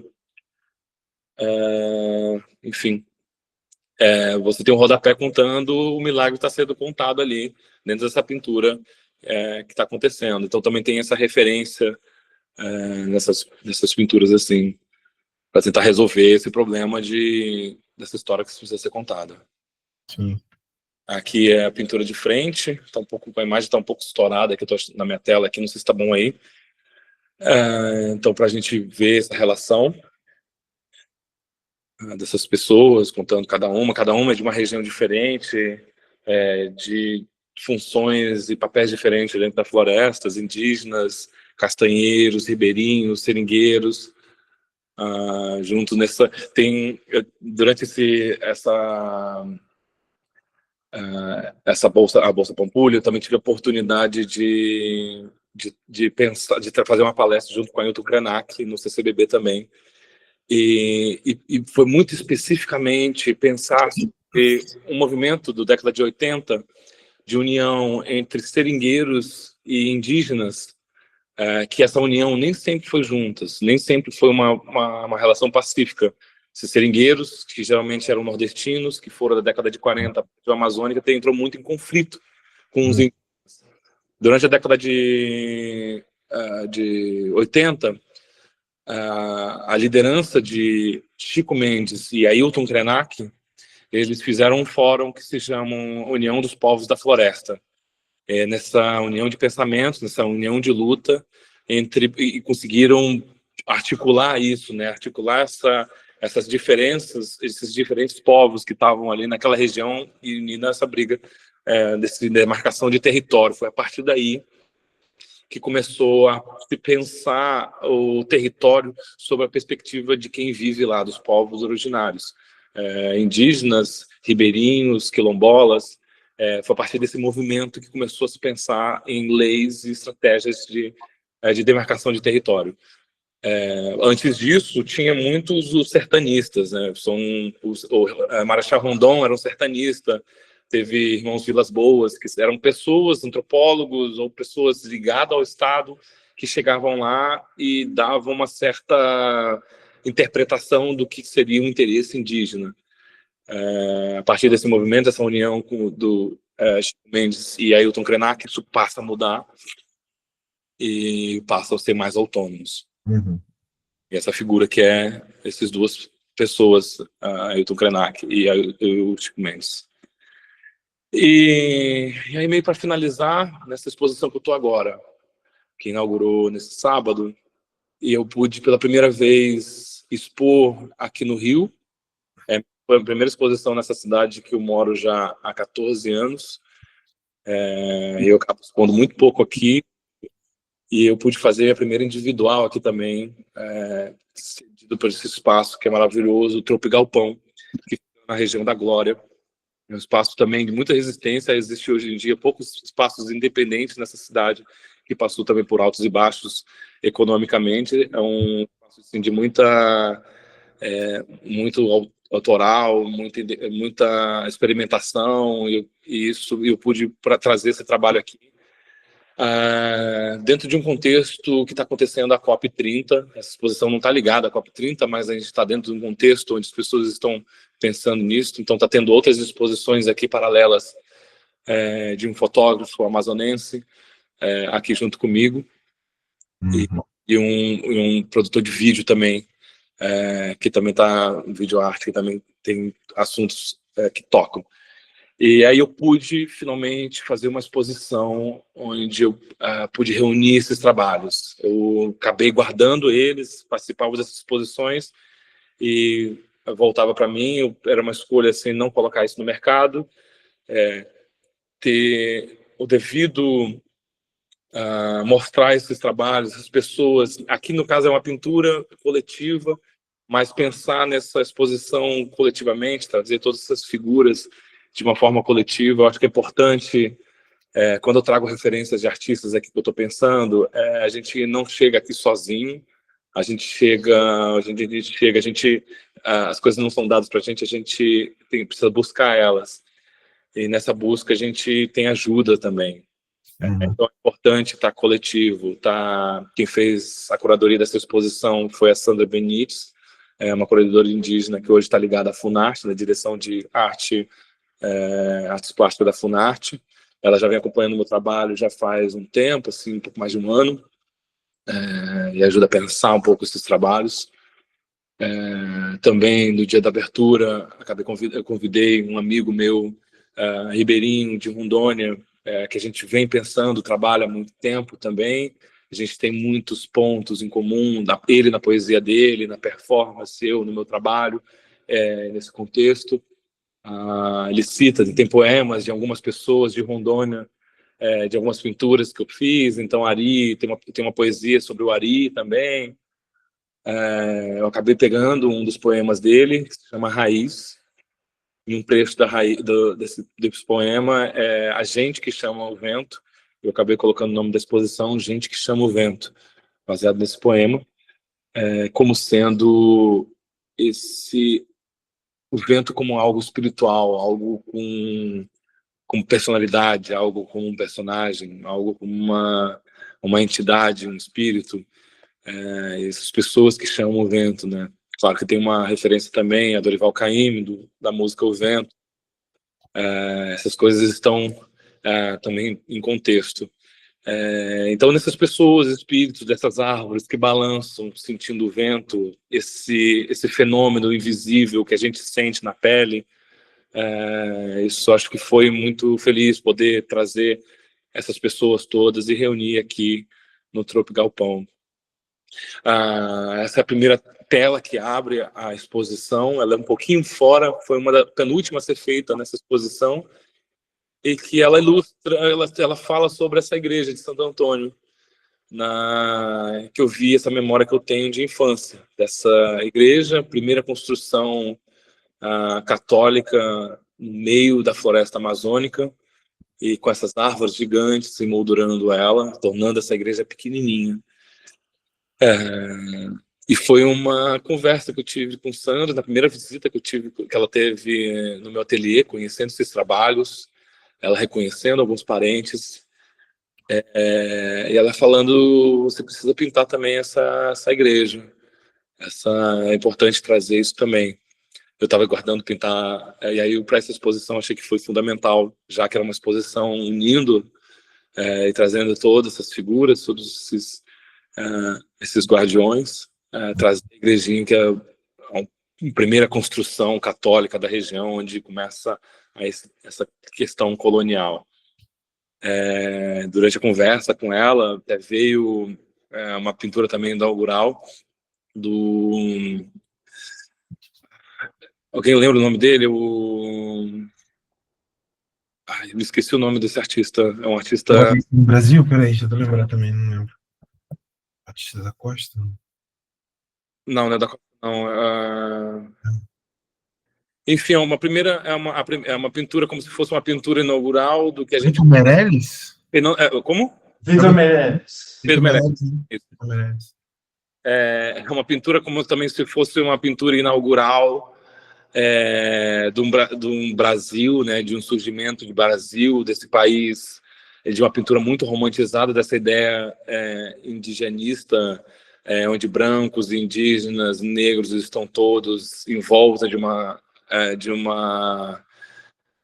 um crucifixo, fazendo uma primeira missa, abençoando esse continente, esse país continental. E então essas ideias do século XIX,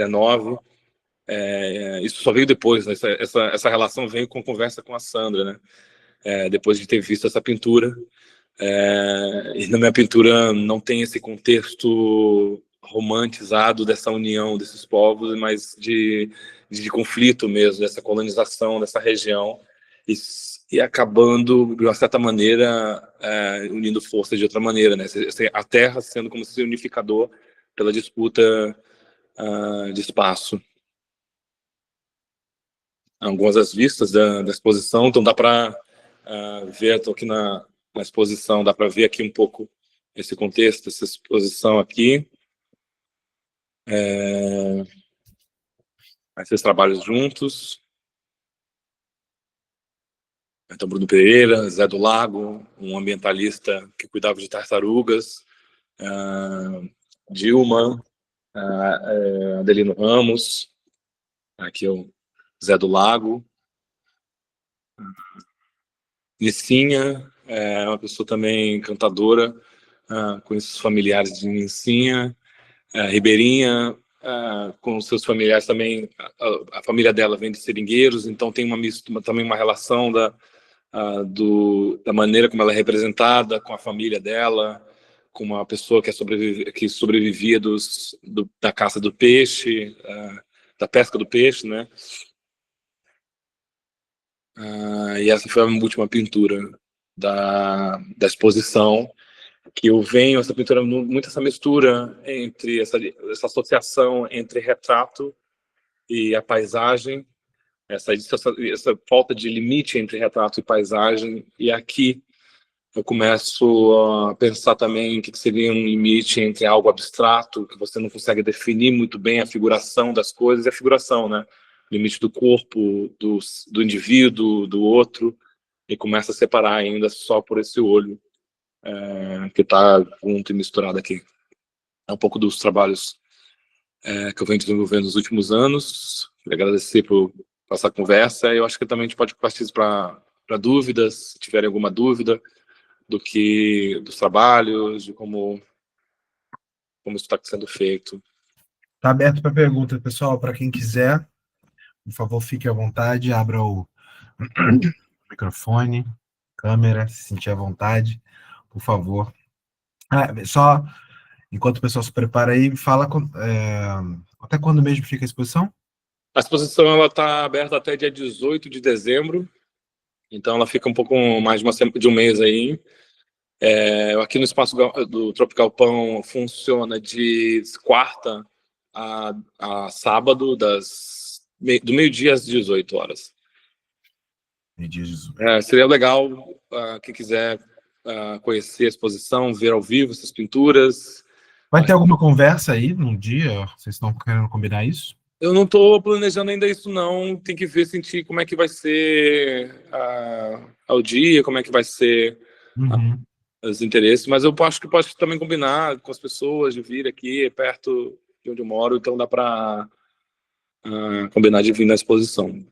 Perfeito. Alguém, pessoal? Alguém quer fazer alguma pergunta? Fique à vontade. Foi legal ver esse panorama todo, Rafa, porque assim, né, eu conheço o trabalho há muito tempo, só que ver sequencialmente, assim, é diferente. E trouxe até algumas lembranças de pinturas suas que eu tinha esquecido. E que eu sempre que vi, gostei muito, assim, sabe? Você passou por uma meia dúzia aí que eu falei, caramba, não lembrava. Eu não lembrava. E acho que você não passou por uma até, que eu gosto muito, que é aquela que está no Museu Nacional de Belas Artes. Chegou a passar por ela? Não tem uma pintura no Museu de Belas Artes. Ela acabou não entrando em uma exposição, eu acabei não colocando ela. Certo, não, tranquilo. E porque ela tem a ver com aquele clima de uma das primeiras que se chama Nós que Somos Modernos, é isso? Quando éramos modernos. Quando éramos modernos. E essa pintura eu não lembrava, essa aí, Quando Éramos Modernos. E me surpreendeu bastante, ela é muito boa, ela é muito interessante, cara. Ela é muito boa mesmo. Ela tem muita força. É engraçado, assim, né? Como é que depois de um tempo, o artista vai amadurecendo algumas ideias, e para isso ele precisa deixar algumas outras coisas, né? Tudo precisa, para encontrar alguns lugares, a gente precisa sair de outros lugares, obviamente. Sim. E eu vejo muita força nessa passagem sua, que já havia muita potência, muita qualidade de pintura. Você é um cara que compõe muito bem. Eu sempre percebi isso, assim, eu gosto das suas composições, eu acho que você tem um olho bom para isso, assim, né? Uma mão boa. Perdão. Mas nessa transformação, quando você vai encontrando esse lugar novo, que não é tão novo, que acaba sendo um lugar de onde você já vem, a sua história, o seu trabalho, ele começa às vezes a gente vai percebendo que certas coisas vão ganhando passo por passo. De repente os passos estão largos, assim, e você consegue abraçar uma história que, cada um nasce num lugar, com histórias específicas, mas você abrange muito, assim, né? Parece que você encontra essas pinceladas tão carregadas, elas vêm cada uma delas vem com muita história junto, né? Elas vêm com muita força junto. É até difícil não adjetivar, né? Eu sei que é ruim ficar o tempo todo só baseando em adjetivos, né? Potência, força, não sei o quê, mas acaba sendo até muito inevitável, porque o trabalho tem esse encontro forte com o nosso corpo, assim, sabe? Com as coisas que a gente acaba sentindo. Então, quando você fala sobre a floresta, os encantos, os personagens, tem esse rosto super lindo do Chico Mendes, dessa galera toda que vem junto, toca num lugar de afeto mesmo. A maneira como nos afeta, né, os afetos enquanto nos afetam, é muito interessante porque a gente não consegue só passar pelo trabalho e ficar procurando tempos históricos nele. Ele acaba provocando outras coisas, né? Que talvez tenha um lugar muito fértil dentro de uma história brasileira que a gente tem em nós, nessa semente, nessa força que a gente tem de ser brasileiro, que a gente acessa muito pouco por ser um lugar tão distante e tão, cara, a Amazônia para a gente, né, o norte do Brasil muitas vezes é um lugar que a gente às vezes nem vai conhecer ou tem uma visão totalmente distorcida, né? Totalmente distorcida, que é uma cidade, tem cidades grandes, modernas, muita coisa, e ao mesmo tempo tem uma história que respira, sobrevive, assim, pulsa forte o tempo inteiro e ressoa, vai muito longe, assim, né? Esse poder que tem aí, né? Essas histórias que acabam sendo também difícil de passar por algumas, porque é sempre muito banhado a sangue, é muita disputa de poder, é um lugar que, caramba, assim, né? Como pulsa e como é disputado. É muito maluco ver isso, né? Então, chamar atenção para isso tem uma importância gigantesca. Ter o seu trabalho, é, não só lá, inclusive, né, você que está aqui agora no eixo Rio-São Paulo, e conseguir ressoar isso, quão importante é, né? Quão grandioso é. Você, nessa pintura que eu comentei que está lá no Nacional de Belas Artes, é o Rafael que chega, é o Rafael do norte que chega e olha ali para o centro do Rio, aquelas figuras, aquelas pessoas, o vendedor, como é que chama o vendedor de facas? Não tem uma coisa a ver com Não, faca. é um mágico. Como é que é o nome da tela? É um mágico que está amarrado. Sim, Ele tá sim, mas o amarrado. nome do trabalho, qual é mesmo? Acho que é amarrado. Amarrado? Não, Beleza. qual? Você está falando esse que está no Museu de No Belas Artes? museu, Amarrado. É porque é um homem amarrado. centro assim, meio avermelhado, né? É, É o seu olhar de lá, vendo o que está rolando aqui, você ali recém-chegado, não exatamente recém-chegado até, né? Você falou que está há 15 anos, trabalha que tem uns 10 anos atrás, ok, né? E depois você voltando o seu olhar, né? Voltando o seu olhar para casa, né? Para esse lugar onde você ramifica, né? E ver o quanto você ainda vive. Eu ia falar sobrevive, não, mas o quanto você ainda vive com a hidratação que vem dessas raízes de lá. Né? Você é uma ramificação que é grandona, como um rio mesmo que chega. Cara, eu fico muito impressionado como o trabalho foi vindo para esse lugar assim e encontrou um lar mesmo, assim, né? E fala muito com a gente. Não à toa a gente consegue falar muito dele. É, são muitas questões que estão em volta, e não necessariamente o tempo todo politicamente, que, claro, o trabalho é político o tempo inteiro, mas tem tanta questão. Quando você mostra esse trabalho, em que você, de repente, está lá falando dos grileiros, do pessoal da questão do ouro, de repente o cara assoviando ali, a coisa da música, cara, é poesia, né, cara? Você vai falar de política, vai falar de dificuldade, vai falar de COP 30, não sei o quê, mas tem esse lugar onde a poesia precisa ressoar, onde há um que a mais ali, né? Enfim, eu tô aqui jogando coisas porque me toca, assim, me interessa isso mesmo, né? A Pamela comentou aqui, achei que foi muito claro também trazer a felicidade apesar das histórias de dor. É disso, exatamente. Porque antes as artes estavam mais nebulosas e depois ficam verdes e vivas. Isso. É difícil colocar em palavras, né? Eu vou aqui falando e eu vou me embananando aqui, mas eu fico, de certa maneira, empolgadão, sem saber traduzir bem o que eu estou sentindo. Mas é por aí, assim. Há uma é um trabalho como uma nascente, assim, né? Ele é perene em estar soltando algo que nos cativa e nos traz lembranças, né? Umas lembranças estranhas a nós e ao mesmo tempo muito nossa, né? A gente acaba ficando assim submerso na cidade grande, no Rio São Paulo, não sei o quê, e essas coisas são tão Brasil, né? São tão Brasil precisam ser ditas, mostradas dessa forma, imageticamente, o poder da imagem, o poder da expressão, o poder do gesto, né?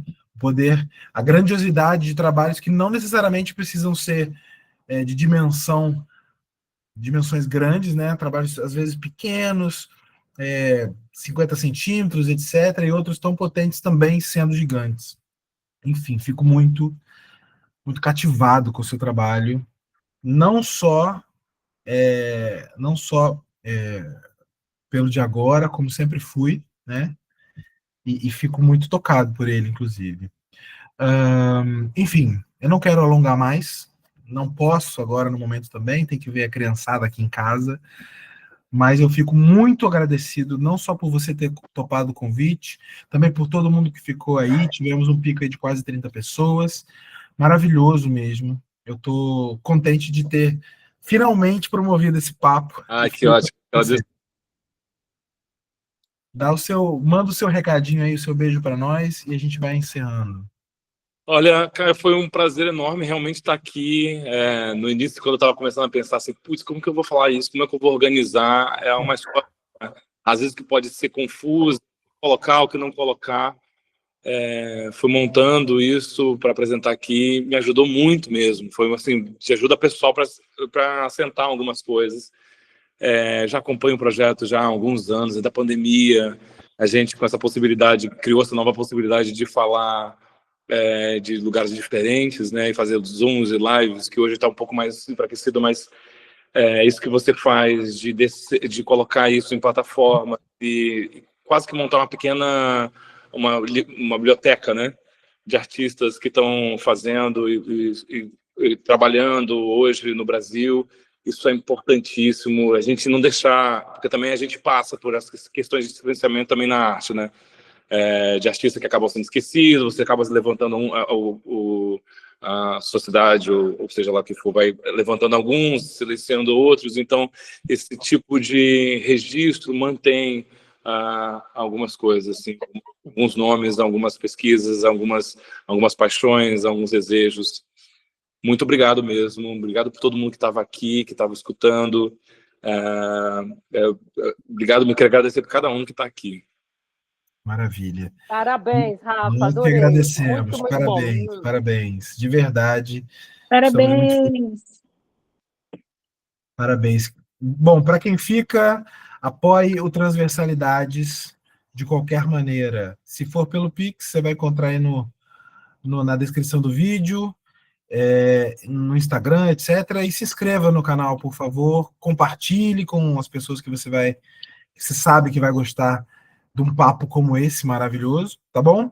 E estamos juntos em breve, novamente, voltaremos aí, ok? Um beijo no coração de todo mundo, até a próxima, valeu, tchau, tchau. Tchau.